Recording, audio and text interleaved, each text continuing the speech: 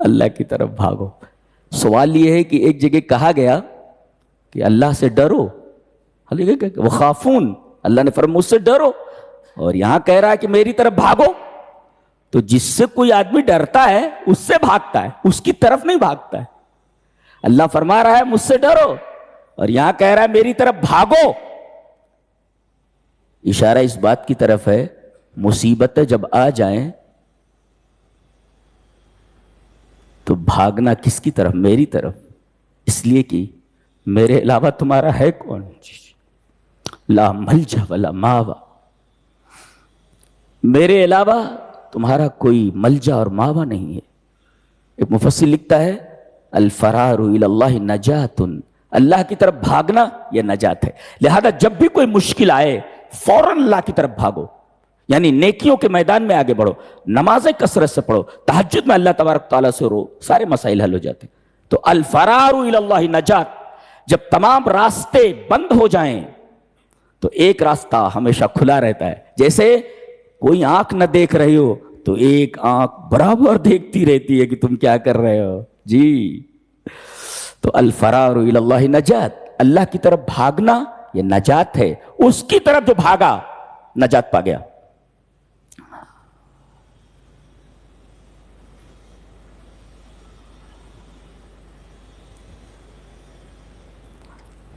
آگے فرمایا گیا وَذَكِّرْ فَإِنَّ الذِّكْرَ تَنْفَعُ الْمُؤْمِنِينَ. ایک نکتہ ہے اس میں، تذکیر کرو، نصیحت کرو، کیونکہ نصیحت مومنوں کو فائدہ دیتی ہے. یہ بتاؤ، غور کرو. وَذَكِّرْ فَإِنَّ الذِّكْرَ تَنْفَعُ الْمُؤْمِنِينَ. نکتہ بتانے جا رہا ہوں. وَذَكِّرْ فَإِنَّ الذِّكْرَ تَنْفَعُ الْمُؤْمِنِينَ. نصیحت کرو کیونکہ نصیحت مومنوں کو فائدہ دیتی ہے. مان بات کہا گیا وَمَا خَلَقْتُ الْجِنَّ وَالْإِنسَ إِلَّا لِيَعْبُدُونَ. میں نے جنوں کو اور انسانوں کو صرف اپنی عبادت کے لیے پیدا کیا ہے، اور صرف اللہ ہی کی عبادت ہو، اسی کا نام توحید ہے. تو نصیحت کرو، نصیحت کرو، اس لیے کہ نصیحت یہ مومنوں کو فائدہ دیتی ہے. اور سب سے بڑی نصیحت من اعظم ما یذکر، سب سے بڑی نصیحت، سب سے بڑا ذکر جو لوگوں کے سامنے آپ پیش کرو وہ توحید ہے، کہ اللہ کے علاوہ کوئی عبادت کے لائق نہیں. یہ پہلی آیت اور دوسری آیت میں ربط ہے جی. نصیحت کرو، بعد میں میری ہی عبادت کرو، یعنی میں نے اپنی ہی عبادت کے لیے تم کو پیدا کیا. تو پہلی آیت اور دوسری آیت میں ربط یہ ہے کہ سب سے بڑی تذکیر، سب سے بڑی نصیحت اور سب سے بڑی خیر خواہی انسانیت کے لیے اگر کوئی ہے تو وہ توحید کی طرف لوگوں کو بلانا ہے. یہ ان دونوں آیتوں کے اندر ربط ہے.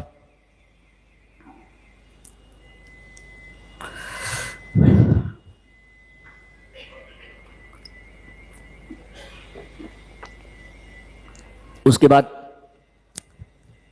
سورہ طور ہے. طور سے مراد طور پہاڑ، جبل طور، اس کی قسم کھائیے طور کی. وہ کتاب مستور، اور لکھی ہوئی کتاب، اس سے مراد لوح محفوظ ہے جی، لوح محفوظ ہے. فی رق منشور، رق کہتے ہیں الجلد الرقیق الذی یکتب علیہ، الذی یکتب فیہ، چمڑے کی باریک جھلی جس کے اوپر لکھا جائے. تو پہلے تو یہ کاغذ تھا نہیں، تو چمڑے کی باریک جھلیوں کے اوپر، پتھروں کی باریک سلوں کے اوپر یہ قرآن لکھا جاتا تھا. یا کچھ لوگ لکھتے تھے تو ایسی چیزوں پر لکھتے تھے. اور رق اسی باریک جلد کو کہتے ہیں، باریک چمڑے کو جس کے اوپر لکھا جاتا ہے. مراد قرآن حکیم ہے. والبیت المعمور، اور بیت معمور کی قسم. یہ بیت معمور یہ 7ویں آسمان پر ہے. فی السماء السابعہ، نبی کریم صلی اللہ علیہ وسلم جب 7ویں آسمان پر گئے تو اس مسجد پر گئے آپ، تو دیکھا وہاں حضرت ابراہیم علیہ السلام ابو الانبیاء مسجد کی دیوار کی ٹیک لگا کر بیٹھے ہوئے جی. وہاں حضرت ابراہیم سے آپ نے ملاقات فرمائی 7ویں آسمان پر بیت معمور کے پاس. اور یہ بیت معمور کہا جاتا ہے کہ یہ بالکل خانہ کعبہ کے عین محاذات میں ہے، کہ اگر وہاں سے کوئی چیز پھینکی جائے تو ڈائریکٹ کعبہ پر گرے گی، بالکل کعبہ کی سیدھ میں ہے. اور بعض سائنسدانوں تو یہاں تک کہا ہے کہ دنیا کو کسی بھی طریقے سے ناپا جائے، دائیں سے بائیں سے ادھر سے ادھر سے، تو سینٹر جو ہے وہ خانہ کعبہ ہی ہوگا جی. خانہ کعبہ ہی ہو. اور اسی وجہ سے کہتے ہیں کہ خانہ کعبہ کے پاس کشش ثقل یعنی گریویٹی آف دا ارتھ، یہ زمین کی جو کشش ہے سب سے زیادہ ہے. تو یہ بیت معمور یہ آسمان کا کعبہ ہے جی، جو یہاں دنیا کے خانہ کعبہ کے بالکل محاذات میں ہے جی. حدیث میں ہے کہ حضرت جبرائیل نے مسجد کے پاس جب نبی کریم صلی اللہ علیہ وسلم کو لا کر کھڑا کیا، آپ نے فرمایا ما ھذا، یہ کیا ہے، یہ کیا ہے؟ تو نبی کریم صلی اللہ علیہ وسلم نے فرمایا یہ بیت المعمور ہے، اور اس کی خصوصیت یہ ہے کہ اس میں 70,000 فرشتے روز آتے ہیں اس مسجد میں، اور جب نماز پڑھ کر نکلتے ہیں تو قیامت تک ان کی باری نہیں آتی ہے. اللہ اکبر. وما یعلم جنود ربک الا ھو، تیرے رب کے لشکر اتنے ہیں کہ رب کے علاوہ کوئی نہیں جانتا. 70,000 فرشتے ایک دن میں آتے ہیں، اور جب لوٹتے ہیں تو قیامت تک ان کی باری آنے والی نہیں ہے. اندازہ لگائیے فرشتے کتنے ہیں اور اللہ کا لشکر کتنا بڑا ہے. اللہ، یہ بیت معمور یہ 7ویں آسمان پر ہے. والبیت المعمور، بیت معمور کی قسم. اور معمور کہتے ہیں بھرا ہوا، بالکل کوئی کمرہ بالکل بھر جائے تو کہتے ہیں معمور ہے. کہتے ہیں میرے دل کو اپنی محبت سے معمور کر دے، یعنی دل کا کوئی کونا خالی نہ رہے جہاں تیری محبت نہ ہو. تو کسی جگہ کا کوئی کونا بھی خالی نہ ہو تو کہتے ہیں یہ معمور ہے، یعنی بھرا ہوا ہے جی. تو اتنے فرشتے آتے ہیں، مسجد پوری بھری رہتی ہے جی، اور 70,000 ایک ساتھ آتے ہیں. پھر اس کے بعد ان کی باری نہیں آتی. والسقف المرفوع، اور بلند چھت کی قسم. بلند چھت سے مراد آسمان ہے، اس لیے کہ اللہ نے فرمایا وَجَعَلْنَا السَّمَاءَ سَقْفًا مَحْفُوظًا، ہم نے آسمان کو محفوظ چھت بنایا ہے جی.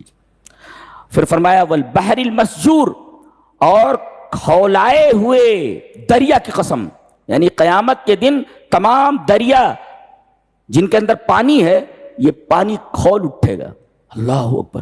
اور پانی جب کھولتا ہے تو آگے بڑھتا ہے، تو پانی جب کھولے گا دریا کا تو یہ آبادیوں کے اوپر چڑھائے گا. وَإِذَا الْبِحَارُ سُجِّرَتْ، جب دریاؤں کو کھولا دیا جائے گا. تسجیر مانے آگ لگا کر کے کسی چیز کو، پانی کو کھولا دینا، that is called سجرت، تسجیر. 1 2 3 4 5 6 چیزوں کی قسم کھا کر کے فرمایا گیا ان عذاب ربک لواقع، تیرے رب کا عذاب آنے ہی والا ہے، واقع ہونے والا ہے. اور جب یہ آ جائے تو ما لہ من دافع، دنیا کی کوئی طاقت اس عذاب کو ہٹا نہیں سکتی. آ گیا تو اس عذاب کو کوئی طاقت دنیا کی ہٹ نہیں سکتی جی. یہ فرمائے گا. اس سورہ کریمہ میں جو سب سے خاص بات ہے جانتے ہیں کیا ہے؟ اس میں 15 مرتبہ آیا ہے. ام کیا کیا ایسے سوال ہوتا ہے، کیا یا بل کے 15 مرتبہ آیا ہے. اور اس کے ذریعے اللہ تبارک و تعالی نے ملحدین کو تھکا دیا ہے جی، کہ اس کا جواب دے سکے. ایک مفسر لکھتا ہے قد آی الملحدین جوابها، اللہ کے جو انکار کرنے والے ہیں تمام انکار کرنے والوں کو اس کے جواب نے تھکا دیا ہے. کوئی آج تک اس کا جواب نہیں دے سکا ہے. کیا ہے؟ پہلے دیکھیے. ام خلقوا من غیر شیء ام هم الخالقون، کیا یہ بغیر خالق کے پیدا کر لیے گئے ہیں؟ کوئی ان کا خالق نہیں ہے، بغیر خالق کے یہ پیدا کر دیے گئے ہیں. ایک ام هم الخالقون، یا انہوں نے خود اپنے آپ کو پیدا کر لیا ہے جی. اب کوئی کہے کہ میں نے اپنے آپ کو پیدا کر لیا ہے، ویری ایبسرڈ تھنگ، بالکل ایبسرڈ ہے، ایک تھنگ ایک دم واہیات بات ہے. کیوں؟ اس لیے کہ فکیف وہو قبل ان یوجد معدوم، اس لیے کہ کوئی کسی کو پیدا کرے، مثلا یہ ہینڈ کرچف بنائے تو اس ہینڈ کرچف سے پہلے اس کو موجود ہونا چاہیے. جی اب ظاہر ہے کہ آدمی اپنے آپ کو کیسے بنا سکتا ہے؟ اس لیے کہ اپنے بنانے سے پہلے وہ تو معدوم تھا جی. تو آج تک اس سوال کا جواب کوئی نہیں دے سکا ہے، اس لیے کہ فَكَيْفَ وَهُوَ قَبْلَ أَن يُوجِدْ معدوم، تو پہلے وہ تھا ہی نہیں تو اپنے آپ کو بنائے گا کیسے؟ معدوم موجود چیز کیسے کر سکتی ہے؟ کوئی معدوم کسی چیز کو موجود کیسے جو خود نہ ہو؟ یعنی کیسے ایک چیز، how a thing comes from nothingness, ایک چیز کیسے عدم سے کیسے آ سکتی ہے بغیر کسی مؤثر کے؟ تو کیا یہ کسی خالق کے بغیر پیدا کیے گئے ہیں؟ اچھا، یا یہ اپنے آپ کو پیدا کیے ہوئے ہیں؟